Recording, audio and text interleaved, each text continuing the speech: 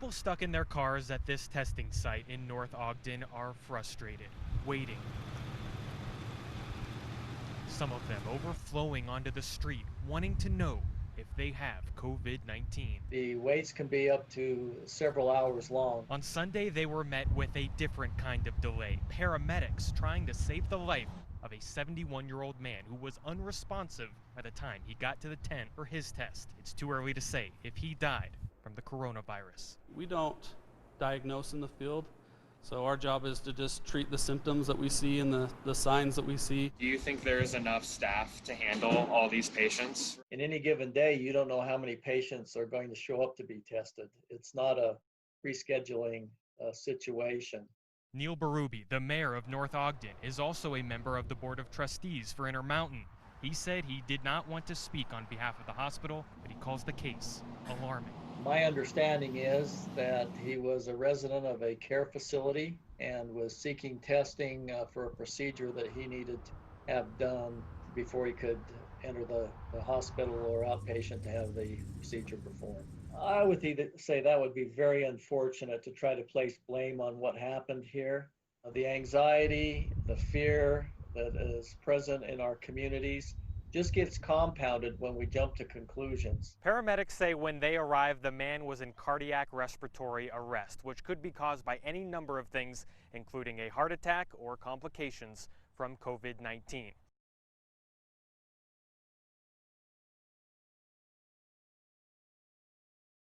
So how did this come about? Where did you get this? It's a brilliant idea. Where did you get this idea of like, wait a minute, okay, restrictions, I'm gonna work here so that I can see them? I had originally asked in the beginning of March 10th to be exact, I actually called the memory care center and I said, what can I do? There's got to be a way for me to get in. Can I volunteer? Can I get a job? And they sort of said, let's kind of see what's happening here. We're all kind of hopeful this isn't going to last very long.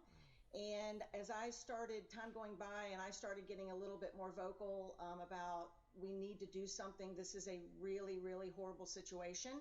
Out of the blue, they called me. So I'm incredibly blessed to have Rose Castle be supportive and actually say, would you like to have a job? We've got a part-time job available. Oh, that's fantastic. Congratulations on your perseverance on that. And then give me an idea of, you know, the kind of attention and care you felt like your husband would be missing out on by you not being there to visit him. Why it was so important for you to take this job so that you could, be inside the walls to see him. Dementia patients need touch. They need emotional care. They need connection. And if they don't have that connection, then their brain just really slowly dies. And actually, slowly isn't the right word. That's what normally happens. When they're in this situation, it rapidly increases the speed of that. And so my concern was that he's not getting touched, he's not getting hugged, he's not getting the connections, which is really the reason that I placed him there, was for the social aspect of it. Steve was always incredibly social, and he needs to be around people, and he needs to have that connection.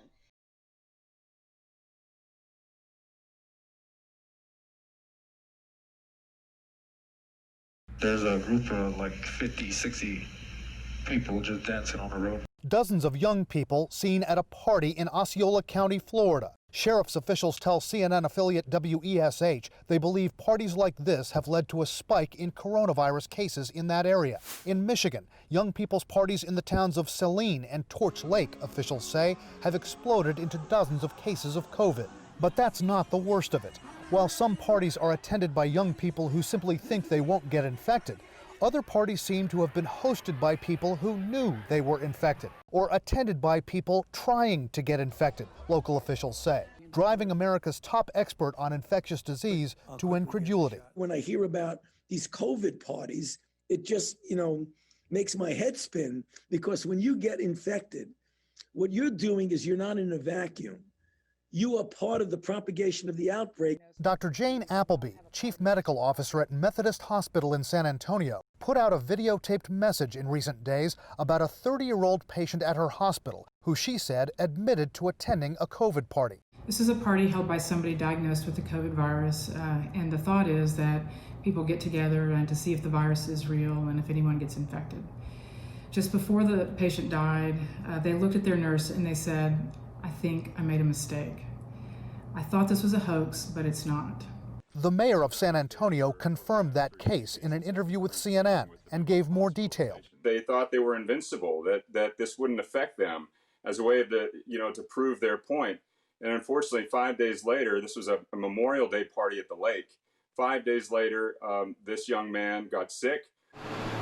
Officials in Tuscaloosa, Alabama, recently spoke about information they had received on young people apparently throwing COVID parties in that city. A city council member relaying accounts of grotesque contests. They're putting money in a pot and they're purposely trying to get COVID from the person who has COVID, and apparently whoever gets COVID first gets the pot.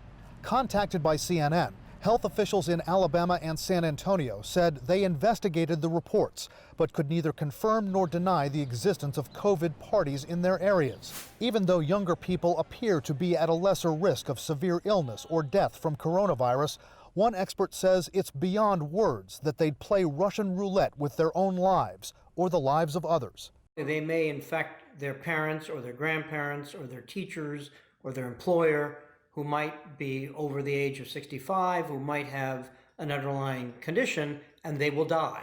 I can't think of anything more stupid than to go to a COVID party. Dr. Charles Lockwood and other experts say young people who might go to these parties should also remember that even if they get COVID-19 and recover from it, it could cause complications for them later in life. Things like kidney or heart failure, lung disease, or chronic fatigue. Brian Todd, CNN, Washington.